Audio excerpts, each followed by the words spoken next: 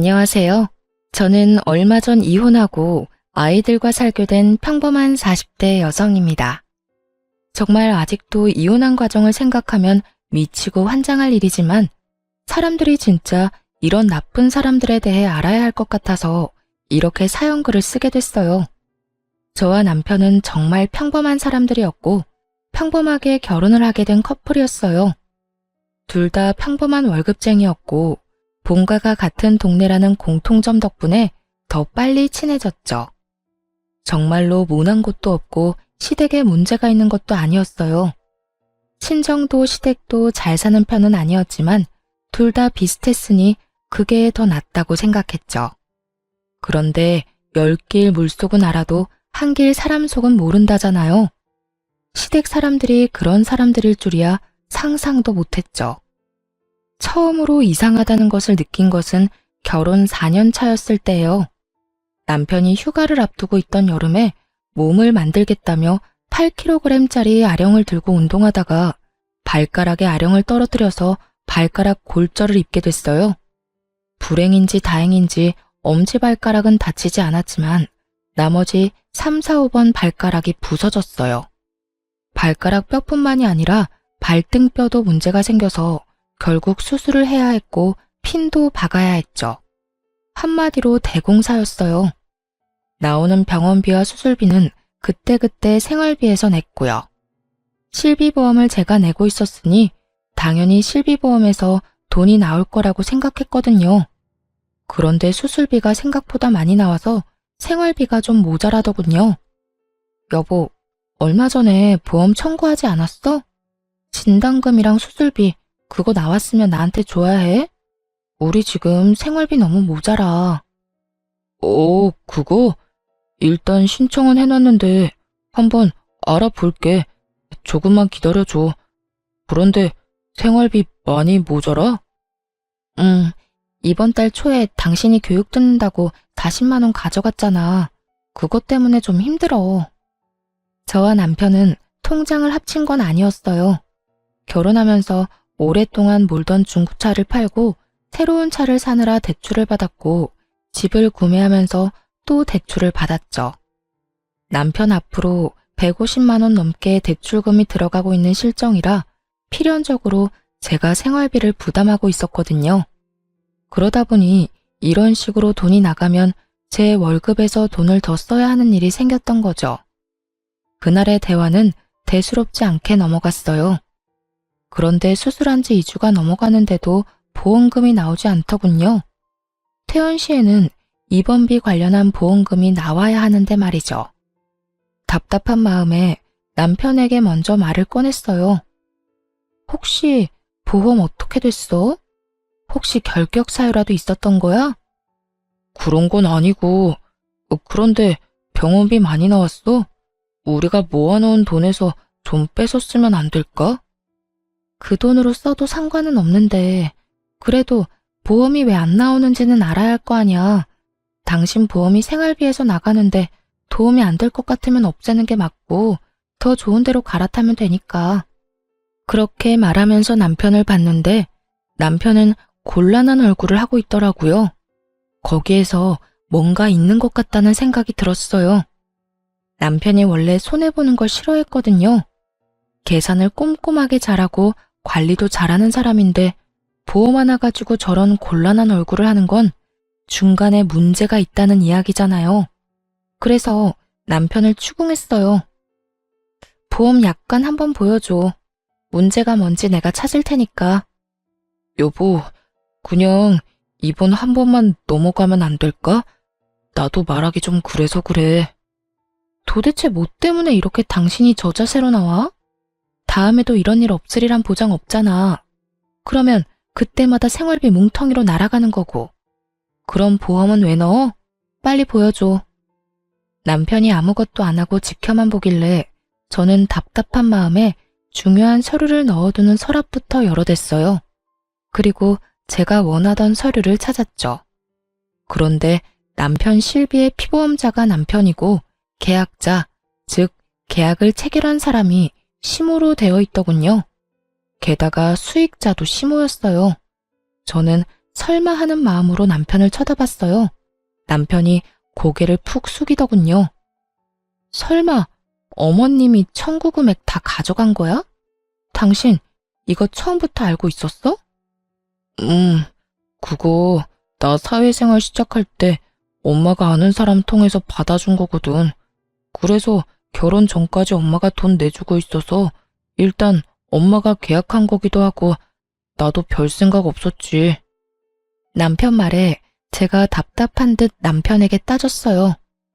결혼 전이야. 어머님이 돈 내셨다 하니 보험금 나온 걸 드린다는 게 잘못됐다거나 나쁘다고는 생각 안 해. 그렇지만 결혼 후에도 어머님이 그걸 가져가신다는 걸 알았으면 이 보험을 어떻게 고칠 생각을 해야지. 돈은 우리 생활비에서 나가는데 혜택을 우리가 못 받는 건 문제가 있는 거잖아. 그렇긴 한데 엄마한테 이야기하는 것도 좀 그렇고 이번만 그냥 넘어가면 다음에는 이야기 한번 해볼 테니까. 분란을 피하고 싶은 건지 남편은 계속 다음에 하자고 미루더군요. 저는 그럴 생각이 없었어요. 수술비에 입원비까지. 보험에서 다 나올 거라 생각하고 편하게 돈을 써댔는데 그 여파로 지금 당장 생활비가 모자라게 생겼으니까요. 어머님한테 가서 이야기하자. 이건 나중에 해야 할 일이 아니라고. 나중에 또 문제 생기면 어떡할 거야? 여보, 그러지 말고. 말리는 남편을 이끌고 시댁으로 갔어요. 시모가 뜬금없이 찾아온 저희 부부를 보고 묻더라고요. 무슨 일로 이런 시간에 찾아와? 연락도 없이. 어머님, 이 사람 보험 청구한 금액 어머님이 다 가져가신 거 사실이에요? 제 말에 시모가 눈을 새초롬하게 뜨더니 딴짓을 하며 말하더군요. 내가 그 보험 들어준 계약자니까 당연히 나한테 돈이 다 들어오지. 내가 들어준 거 아니냐? 아들이 피보험자고 내가 계약자니까. 어머님, 그럼 보험을 넣으신 이유는 뭐예요? 보험을 왜 넣다니? 당연히 아플 때 도움되라고 넣었지. 지금 그걸 어머님이 가져가시는 바람에 도움이 하나도 안 되고 있어요. 저희 생활비 펑크 났거든요. 그리고 아픈 사람은 남편인데 왜 남편한테는 도움 하나도 안 되고 어머님한테 돈이 들어가는 건지 솔직히 이해가 안 돼요. 계약을 그렇게 했는데 그럼 어쩌냐? 너 설마 그 돈 때문에 여기 와서 나 잡는 거니? 잡는 게 아니라 확실하게 하고 넘어가려고요. 솔직히 이제 그 보험비도 저희가 받아와서 내는데 왜 어머님이 그 돈을 가져가는지 모르겠네요. 청구 금액 돌려주실 거죠? 내가 그 돈을 왜 줘야 하는지 모르겠구나. 엄연히 그런 보험이야. 내가 아들 보험 들어주면서 그 정도도 못하니? 아니 꼬면 내가 아들 키워준 대가라고 생각해. 어이없는 말을 들으니 답답하기만 하더군요. 저는 찍소리도 못하고 가만히 있던 남편을 불렀어요. 여보, 당신은 어떻게 하고 싶어?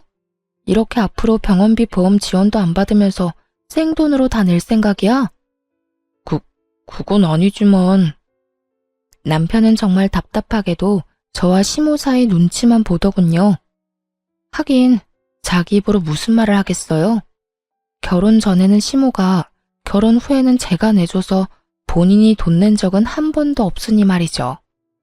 남편에게 말해서 안 될 것 같아서 시모에게 단도직입적으로 말했어요. 그러면 계약자를 남편 이름으로 변경해주세요. 수익자도 당연히 남편으로 해주고요. 남편이 애도 아니고 자기 결정권 없는 사람도 아닌데 굳이 계약자 피보험자 나눌 필요 없잖아요. 그리고 무엇보다 돈을 우리가 내고 있으니까요. 내가 왜 그렇게 해줘야 해? 너희 참 이상하구나. 그럼 여태껏 내가 낸 돈은 어쩌라는 말이니? 지금 이 상황에서 이상한 건 어머님이시죠. 설마 아들 아픈 걸로 용돈벌이 하시려는 건 아니죠? 제 발언이 조금 강했던 건지 시모 얼굴이 완전 황당하다는 듯 벌겋게 달아오르더군요. 무슨 말을?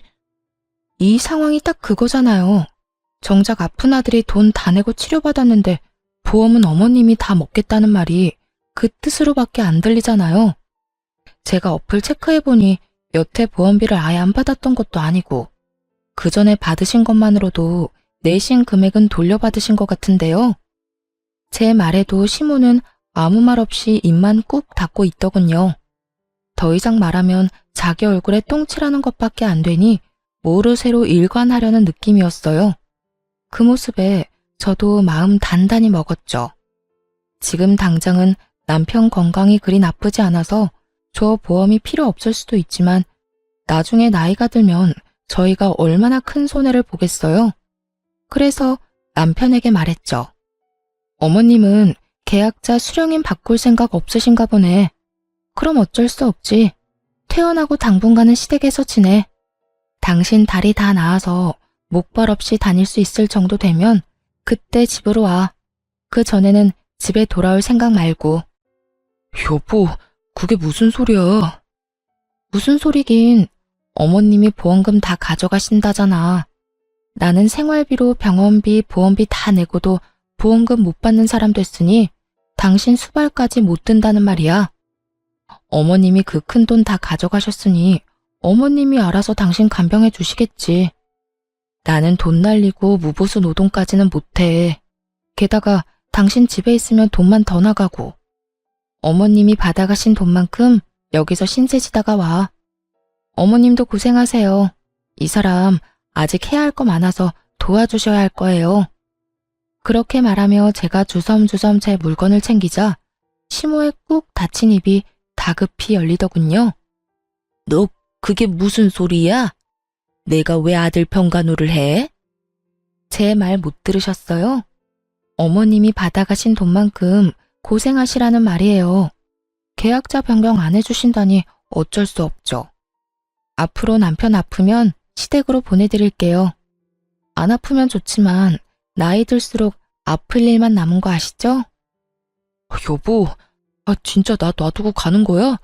잠깐만. 이건 당신 책임도 있는 거 알지? 미리 이야기하고 어떻게든 했어야 하는 건 당신이지.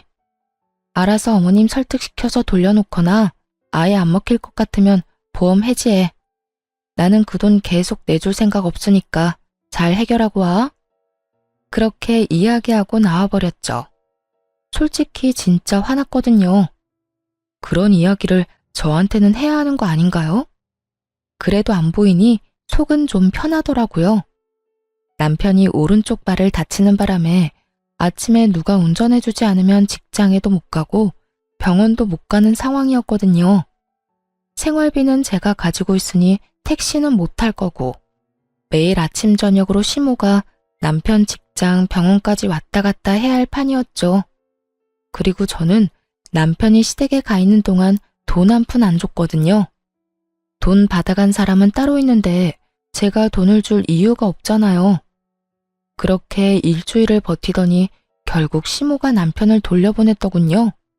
변경된 보험 계약과 함께 말이죠. 저는 원하는 걸 얻었고 남편도 자기 보험 자기가 찾아왔죠. 그런데 남편 얼굴이 생각보다 개운한 얼굴은 아니더군요. 왜 그런 표정이야? 이제 당신 아파도 걱정할 거 없는데. 그렇지. 그냥 엄마한테 좀 미안해서 그렇지. 미안하게 생각하지 마. 그게 이상했던 거고 지금 이게 정상인 거야. 다 큰 자식 아픈 걸로 돈 버는 건 좀 아니지.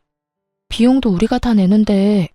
그리고 어머님도 분명히 이해할 때가 올 거야. 그렇게 이야기했더니 남편이 고개를 끄덕이더군요. 아픈 자식에게 더 해주고 싶으면 더 해주고 싶지. 자식한테 가야 할 것까지 모조리 뺏어오겠다는 생각을 하는 부모가 어디 있겠어요? 사실 저희 어머니가 시모와 같은 동네 살아서 오가며 인사도 하고 아는 사람도 많았던지라 걱정이 됐는데 다른 사람에게 이야기해봐야 자기만 손해라는 걸 아는지 아무 말도 안 했더라고요. 그렇지만 이 일로 시댁과 저는 거리가 생겨버렸잖아요. 그래도 미래에 더 큰 병으로 이런 일 생겼으면 더 돌이킬 수 없었을 거라는 생각을 하면 차라리 지금 좀 척지는 게 나을 수도 있다고 생각했어요. 하지만 그 일로 인해 제 마음속에 시모에 대한 이미지는 완전히 박살이 나버렸죠. 그렇게 교양 있어 보이고 사람 좋아 보이던 시모가 돈이라면 환장을 하는 사람처럼 보이기 시작했거든요. 그래도 그 이후로 저희한테 돈을 요구한다거나 하지는 않았어요. 그런데 사건은 의외의 곳에서 터지는 법이더라고요. 저와 남편은 결혼하면서 신혼집을 마련할 때 남편 4천, 저 2천, 친정에서 3천, 나머지는 대출로 집을 샀거든요. 대출을 남편이 갚기로 하면서 명의는 남편 앞으로 하기로 했어요. 솔직히 우리 돈이 들어가기는 하지만 저희 돈은 리모델링비랑 혼수로 거의 다 쓰게 됐으니까요. 그리고 결혼 후 새로 사야만 했던 새 차의 할부금도 남편이 갚고 있는 중이었거든요. 그래서 제가 10년째 생활비를 충당 중이었어요. 여보, 미안한데 40만 원만 생활비에서 가져갈 수 있을까? 사촌 동생이 과일 장사 시작했잖아. 가서 좀 팔아주기도 해야 하고 얼마 전에 첫째가 낸 문콕 사고도 돈 물어줘야 하거든. 당신 남는 돈은? 월급에서 대출금 갚고 나서도 돈 좀 남잖아. 얼마 전에 본가에서 보일러 고장났다고 해서 그거 고치는데 돈 좀 썼어. 그래서 이번에는 돈이 없어. 아, 그거 가져가면 나 남는 돈 거의 없어. 자동차 할부는 이제 끝날 때 되지 않았어? 3달 정도면 끝나. 그러면 나도 좀 여유로워지니까 당신 도와줄 수 있겠지. 그때까지만이야. 조금만 도와줘. 필요한 돈이긴 했어요. 애가 문콕을 하는 바람에 상대 차량 문짝을 갈아줘야 했거든요. 그렇지만 한 번에 40만 원이라는 돈이 나가니 생활비가 진짜 휘청하더라고요. 그래도 어쩌겠어요. 필요하다니 줘야죠. 그 전에도 남편은 생활비에서 그렇게 돈을 자주 빼갔어요. 작년까지만 해도 남편이 매달 드는 교육과 헬스장 비용으로 매달 30만 원씩 나갔었죠. 그 외에 경조사 비용으로도 자주 가져갔고요.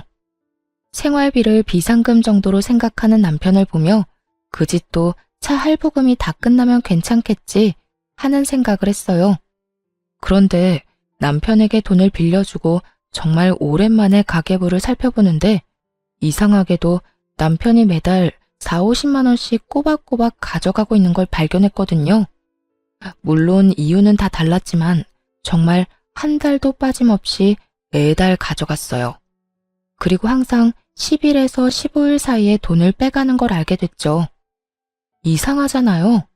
그래서 남편이 오래전에 만든 체크카드에 통장을 들고 통장 정리를 시작했어요.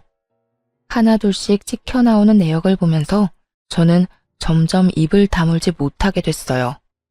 그 체크카드는 남편이 빚 갚는 용으로 사용하는 카드였는데 제게 빌린 돈이 그 카드로 들어가면 모조리 아파트 대출금으로 들어가더라고요. 게다가 아파트 대출금도 제가 생각했던 것보다 금액이 적었고 차 대출금은 이미 끝나 있더라고요. 순간 부들부들 떨리더라고요. 여태껏 150만 원이 넘는 금액을 대출금과 이자로 내고 있다고 생각했기 때문에 제가 생활비를 내고 있었는데 실제로는 모든 걸 다 속이고 있었다니. 남편이 계산을 잘하고 꼼꼼하니까 맡겨뒀던 일이 결국에는 제 살 까먹는 일이었던 거죠. 이걸 어떻게 할까 생각하다가 한 가지 좋은 생각이 떠올랐어요. 제 돈으로 대출금 갚는 걸 알게 됐으니 그걸로 하나 당당하게 요구할 수 있는 일이 생겼거든요. 여보, 우리 이 집 벌써 산지 10년이나 됐잖아. 이제 슬슬 공동 명의로 해줄 수 없어? 저는 야근 후에 집에 온 남편에게 그렇게 말을 꺼내자 남편이 순간 멈칫하더군요.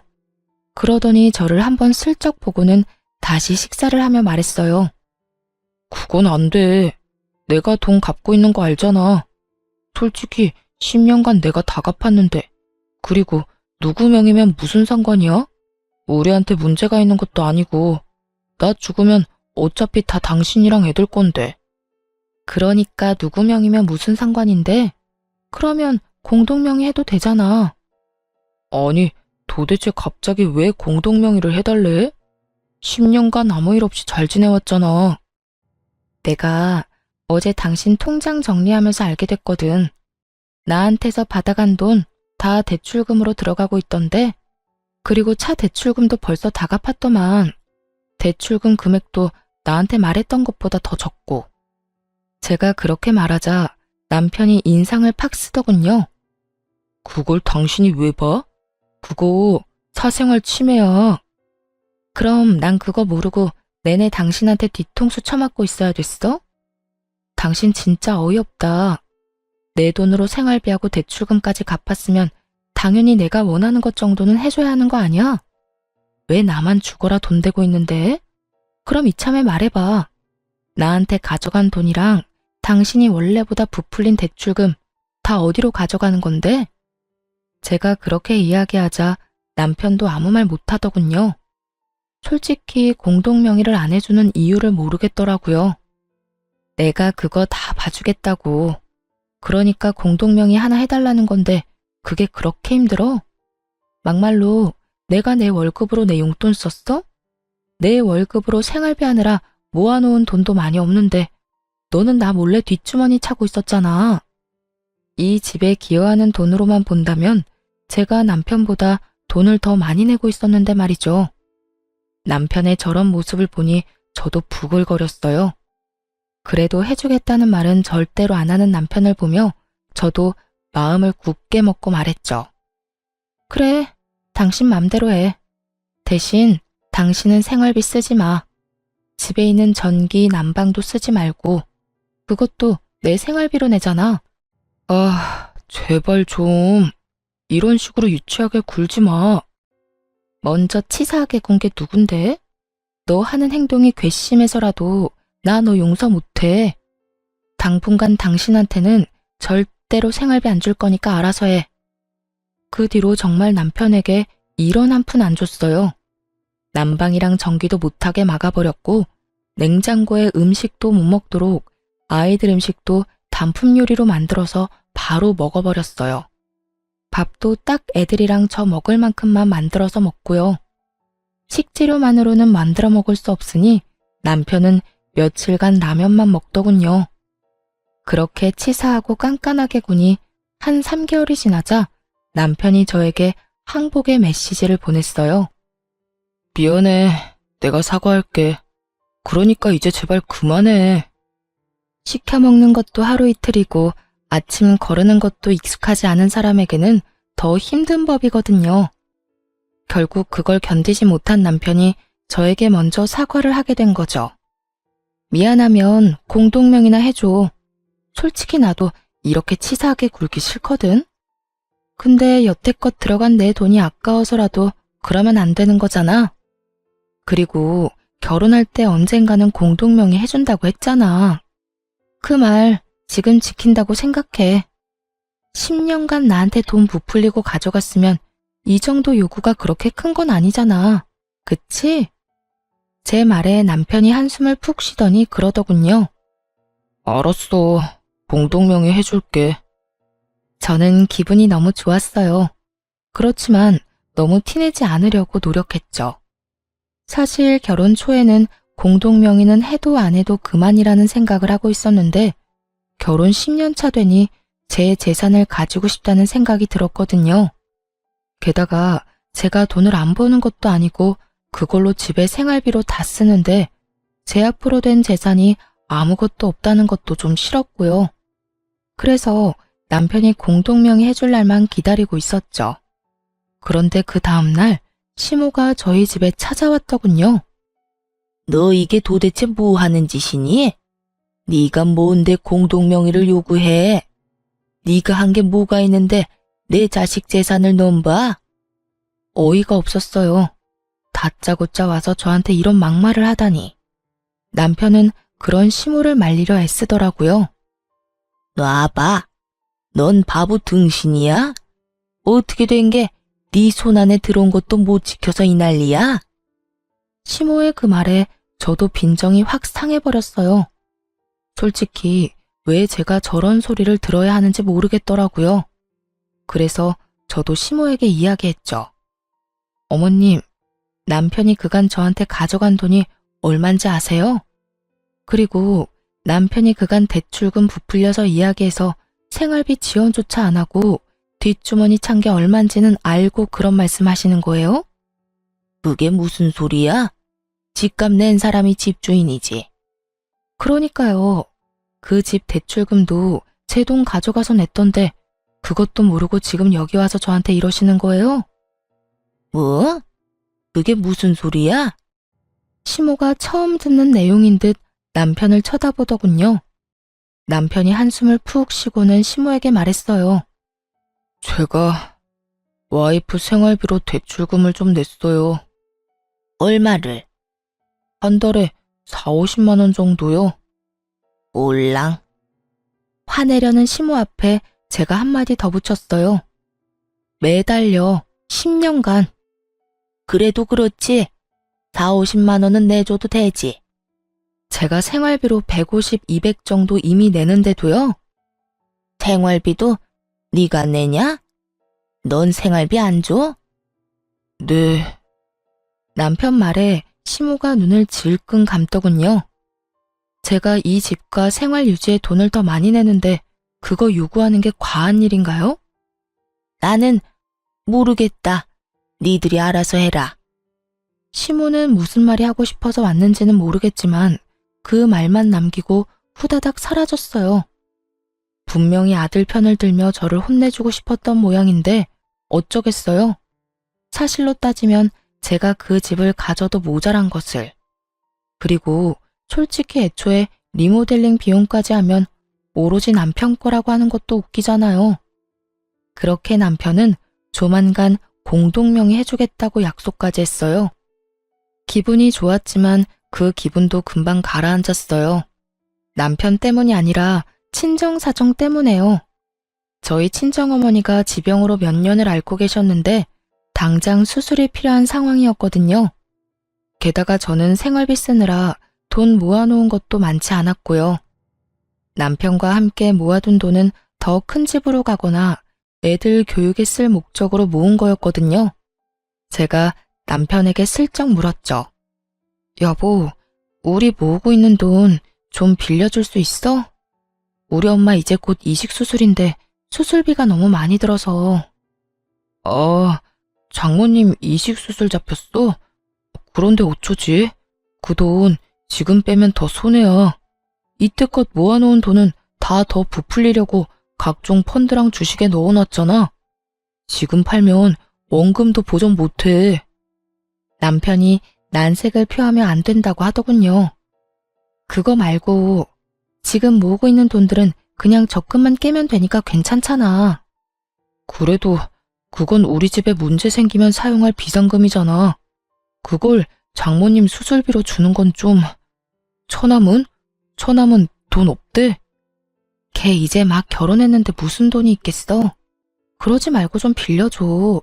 엄마 수술하고 나면 조금이라도 갚아줄 테니까. 안 된다니까 왜 이래? 그 돈은 안 쓸 거야.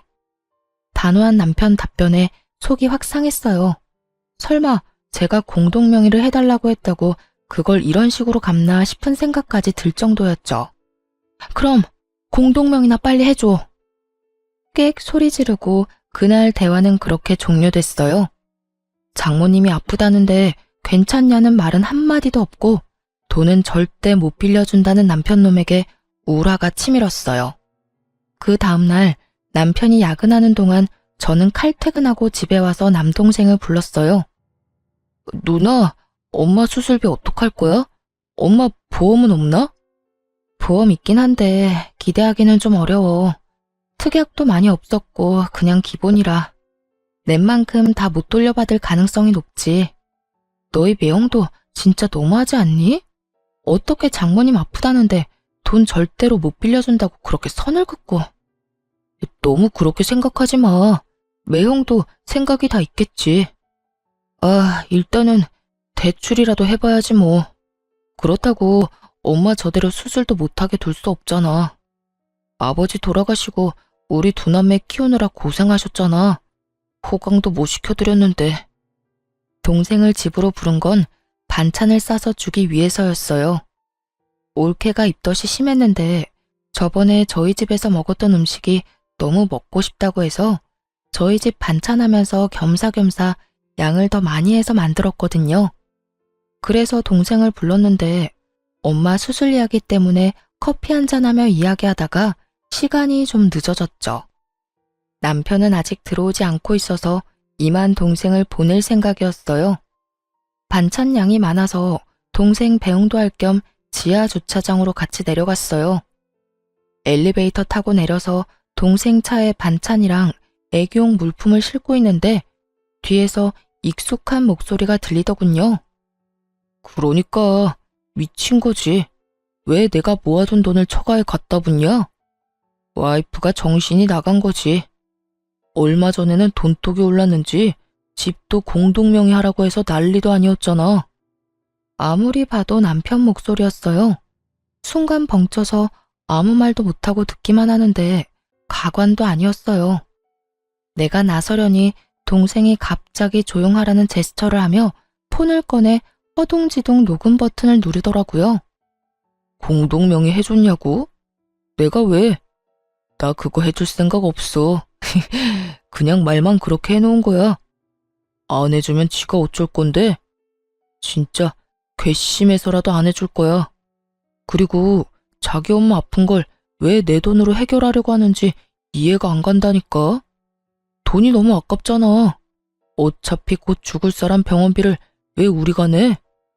그리고 늙어서 그 수술비 정도도 마련 못해서 끙끙거리는 것도 웃기고. 여하튼 처가 식구들 진짜 완전 비호감이야. 이야기를 듣는데 귀가 썩는 기분이 들더라고요.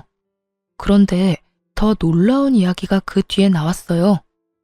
그리고 저번에 보험이랑 대출 와이프한테 걸린 거 생각하면 아직도 한숨 나온다니까.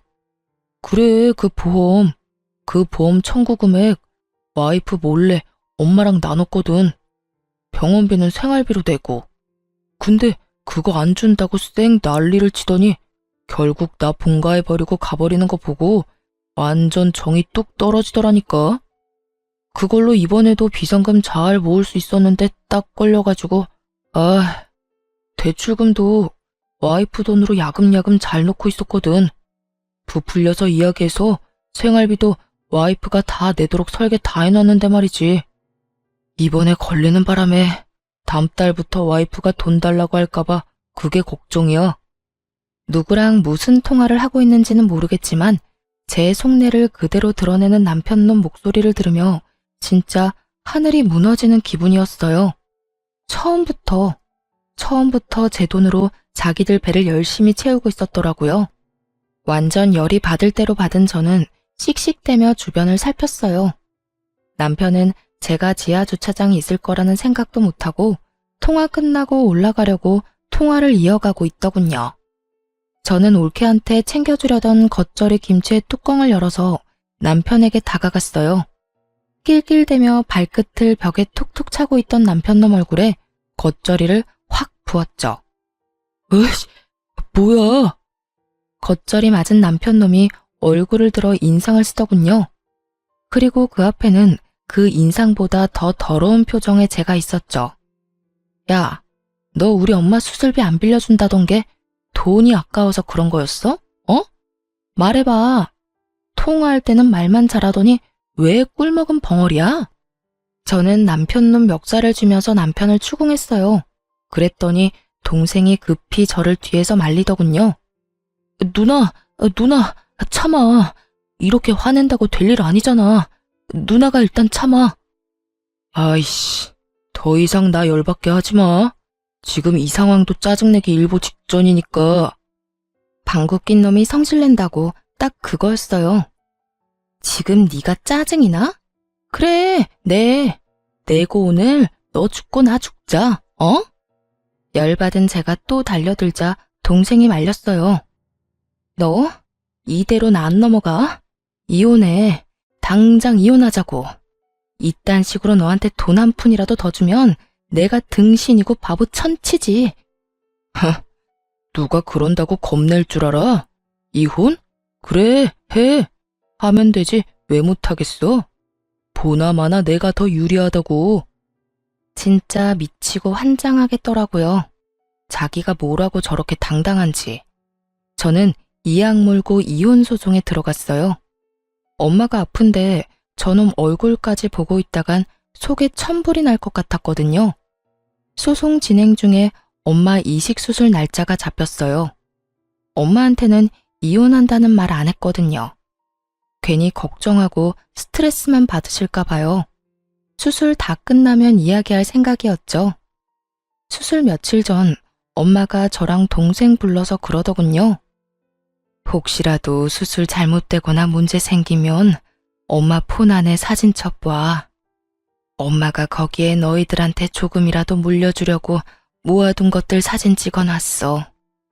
비밀번호도 거기 같이 있고 사망보험금도 얼마 전에 물어보니 꽤 많이 나올 것 같고 모아둔 돈이랑 엄마 살던 집, 내 앞으로 된 시골 땅 팔면 너희 앞으로 3억씩은 돌아갈 거야.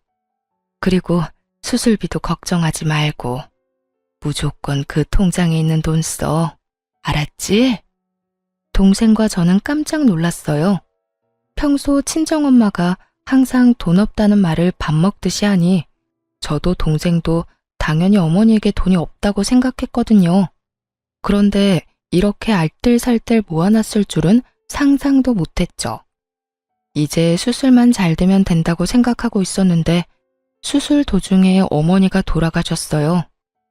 면역력이 너무 약해져 있어서 수술을 견디질 못한 것 같더라고요. 정말 너무 슬퍼서 동생과 한참을 울고 장례식도 어떻게 치르는지도 모르게 병원에 있던 장례식장에서 나온 분이 하라는 대로 예예 하며 전혀 실감도 못하고 있었어요. 그런데 장례식을 하는 이틀날 이혼 소송 중인 남편과 시모가 장례식장에 찾아왔더라고요. 슬픔이 분노로 바뀌는데 1분도 안 걸렸어요. 그래도 입술을 꽉 깨물며 어머니 가시는 길에 분란 안 일으키려고 조심하고 있었는데 남편 놈이 어머니 영정 앞에서 울고불고 곡소리를 내며 대성통곡을 하는 거예요. 동생과 저는 벙쪘죠. 저 인간들이 왜 저러나 싶었거든요. 남편이 저한테 오더니 제 손을 잡으며 갑자기 뜬금없는 소리를 하더라고요.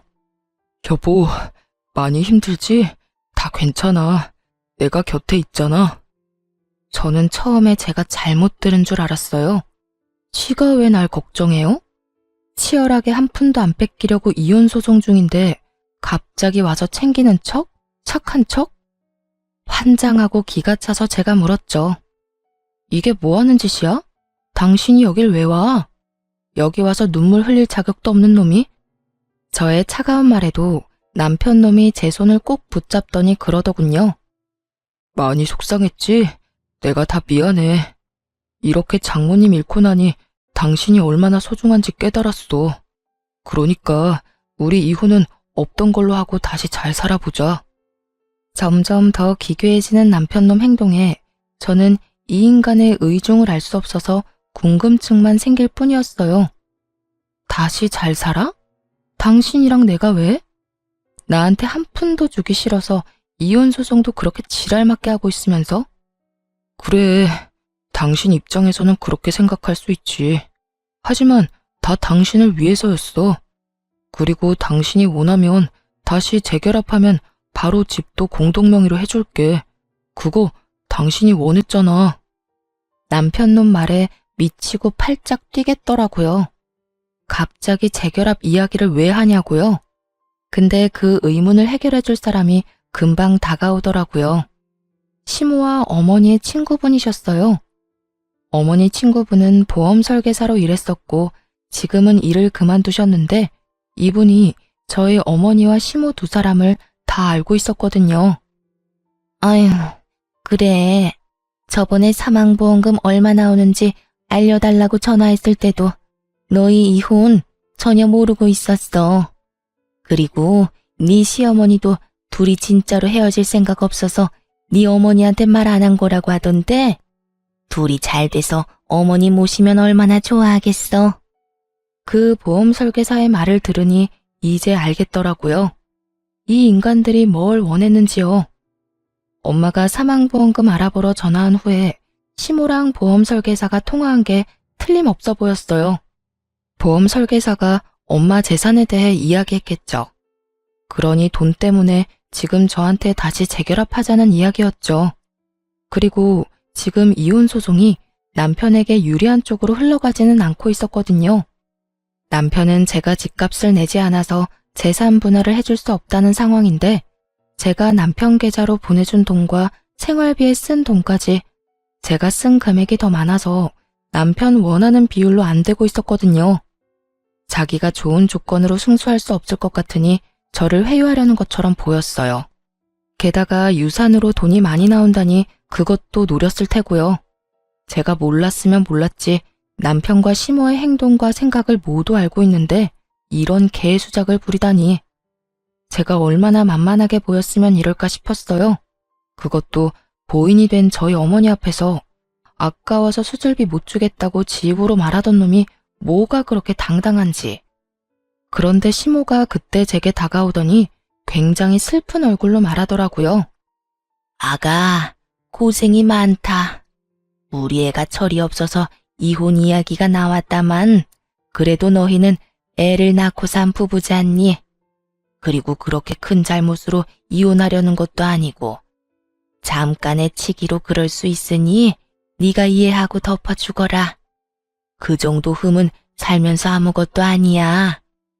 뻔뻔하게 덮어주라는 말을 하다니. 시모도 남편만큼 뻔뻔하고 염치 없는 행동을 잘하더라고요. 그래서 저도 남편 놈과 시모 우라통 터지게 해주기로 했어요. 저는 남편 팔을 탁 쳐내고 말했어요. 내 대답을 들려줄게. 저는 그렇게 말하고 핸드폰을 꺼냈어요. 그리고 그 안에 저장된 녹음본을 틀었어요. 제일 큰 볼륨으로 말이죠. 여기 장례식장에 있는 모든 사람들이 들을 수 있도록. 그 녹음본은 동생이 그날 녹음한 거였죠. 자기 엄마 아픈 걸 왜 내 돈으로 해결하려고 하는지 이해가 안 간다니까. 돈이 너무 아깝잖아. 어차피 곧 죽을 사람 병원비를 왜 우리가 내? 그리고 늙어서 그 수술비 정도도 마련 못해서 끙끙거리는 것도 웃기고. 여하튼 처가 식구들 진짜 완전 비호감이야. 쩌렁쩌렁 남편 목소리가 흘러나오는데 사람들이 수군거리더군요. 하긴 그럴 수밖에 없죠. 여기 있는 손님들 중 엄마 손님과 시모의 지인이 겹치거든요. 기억상실증이라도 걸렸어? 네가 네 입으로 우리 엄마 수술비 안 준다고 했잖아. 그것도 돈 아깝다는 이유로. 그리고 그 돈이 온전히 네 돈이었어? 우리 둘이 같이 모은 돈이었지. 이게 내 대답이다. 알아듣겠어, 정신 나간 놈아? 이제 와서 재결합? 웃기고 있네. 왜? 엄마 죽고 나니까 이제 돈 나갈 거 없어 보이니 나하고 재결합할 생각이었어? 근데 어쩌냐? 너 같은 인성의 남자랑 결혼한 게 내 인생 최악의 선택인데. 2번 다시 몇 억을 너랑 같이 준다 해도 너랑 재결합은 없어. 제 말이 끝남과 동시에 장례식장이 웅성거리기 시작했어요. 설마 진짜로 저랬단 말이야? 저게 사위가 아니라 웬수지. 아이고, 저거 모르고 간 고인이 다행인 건지 불행인 건지. 세상에, 겉으로는 며느리가 잘못해서 이혼한다더니 그게 아니라 자기 아들한테 문제가 있었네. 아무리 그래도 처갓집을 저렇게 홀대할 수가 있어? 뒤에 이야기가 더 흘러나올수록 사람들의 이야기 소리는 더 커졌고 시모와 남편은 얼굴이 새빨개져서는 저를 찌를 듯이 노려보더군요. 제가 겁이라도 낼 줄 알았나 봐요. 제가 도리어 더 눈을 똑바로 뜨고 째려보는데 동생이 그 사이에 끼어들어왔어요. 형님, 여기서 형님 반기는 사람 아무도 없어요. 저희 가족들도 누나도 그리고 저희 어머니도요. 그러니까 알아서 좀 빠져주세요. 저렇게 조롱해놓고 저희 어머니 장례식에 오는 건 저희를 무시하는 건가요? 아니면 저희 어머니를 무시하는 건가요? 설마 자기 입으로 저렇게 다 말해놓고 아니라는 말 하실 건 아니죠? 남동생의 그 말에 남편이 주변의 눈치를 살살 보더니 결국 시모를 두고 자기 몸만 빠져 도망치듯 나가버렸어요. 속이 시원하더라고요. 여기 사람들 중에 시모와 남편 아는 사람들이 많았거든요. 지금껏 시모와 남편을 착한 사람이라고 잘못 알고 있다는 것만으로도 완전히 열받았는데 그 사람들에게 다 알려줄 수 있었으니까 다행이라 생각했어요. 결국 남편과 저는 이혼을 했어요. 재산 분할도 저한테 유리하도록 됐죠. 저는 어머니 유산과 재산 분할로 받은 돈 보태서 시모집 근처 좋은 평수로 이사를 갔어요. 그리고 자주 마트에서 시모와 전 남편을 마주쳤거든요. 그전에는 그렇게 기고만장해서 코가 하늘을 찌르더니 지금은 저를 봐도 모른 척하기 바쁘더군요. 왜냐고요? 마트 갈 때마다 아는 사람들이 그런 이야기를 해주거든요. 아유, 고생 많았어. 어떻게 그렇게 되먹지도 못한 인간을 만나서. 그래도 일찍 이혼한 게 다행이지. 그런 놈이랑 같이 살아봐야 저승가에는 어머니 속만 문드러질 테니까.